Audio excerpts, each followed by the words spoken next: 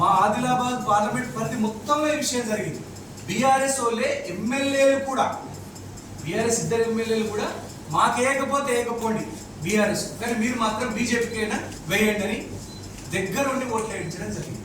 నేతల మధ్య సఖ్యత. ఇంకోటి, సీతక్క గారు సత్తుమల్లేష్ గారు కనుక ఇంత కోఆర్డినేషన్ చేయకపోతే కనుక మాకు 2.5 లక్షలు వచ్చేవే కావు.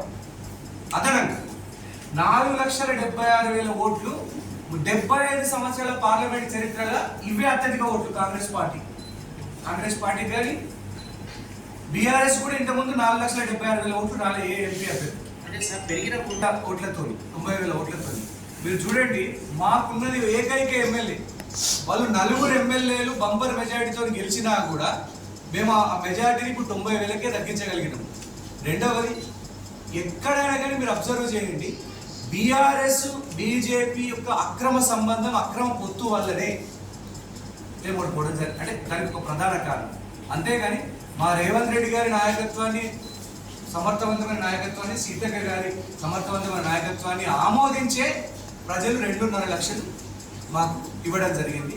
మా ప్రత్యర్థి అన్ని వేషాలు వేసినా కూడా, గుడం నగేష్ గారు వాళ్ళ ఎమ్మెల్యేలు వేయని వేషం లేదు, లేపని పుకార్లు లేవు, చెయ్యని అల్లర్లు లేవు, చెయ్యని గొడవలు లేవు.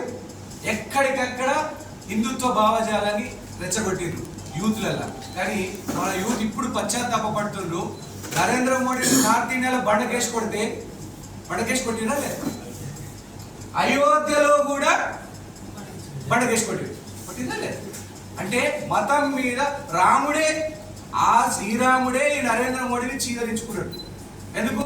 మరి నాయన నువ్వు వద్దురా నాయన, నీ రాజకీయం, నీ చెత్త రాజకీయం వద్దు, అందరూ నాకు భక్తులే, కాంగ్రెస్ వాళ్ళు నా భక్తులే, బీఆర్ఎస్ వాళ్ళు, బీజేపీలు అందరూ నా భక్తులే అని అయోధ్యలో కూడా బీజేపీ చిత్తు కొట్టుకోవడం జరిగింది.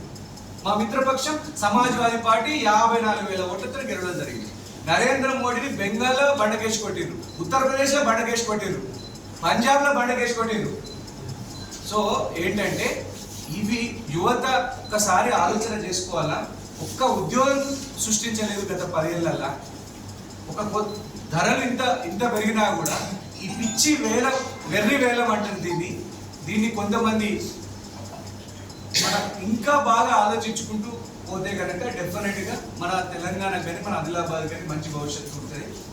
ఎవరేమన్నా కూడా వచ్చే అసెంబ్లీ ఎన్నికలలో 7 అసెంబ్లీ స్థానాలు కాంగ్రెస్ పార్టీ గెలవడం ఖాయం. దీన్ని ఎవరు ఆపలేరు. మీరు చూసుకోండి, ఆల్రెడీ సీతక్క గారు ఆ మిషన్ స్టార్ట్ చేసారు, రేవంత్ రెడ్డి గారు ఆ మిషన్ స్టార్ట్ చేసారు.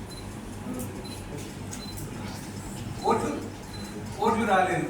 గుడం నగేష్ గారిని మీరు అన్నట్టుగా దేశవ్యాప్తంగా మోడీని తిరస్కరించినా కూడా, ప్రజలు బండకేసి కొట్టినా కూడా, ఇక్కడి ప్రజలు మరి బీజేపీ చేసినటువంటి పుకార్లను నమ్మడము, లేదంటే మా అంతర్గత సర్వేలు తేలింది కేవలం బీఆర్ఎస్ యొక్క ఓట్లు బీజేపీకి ట్రాన్స్ఫర్ కావడం అనేది కాంగ్రెస్ పార్టీని దెబ్బతీయడానికి.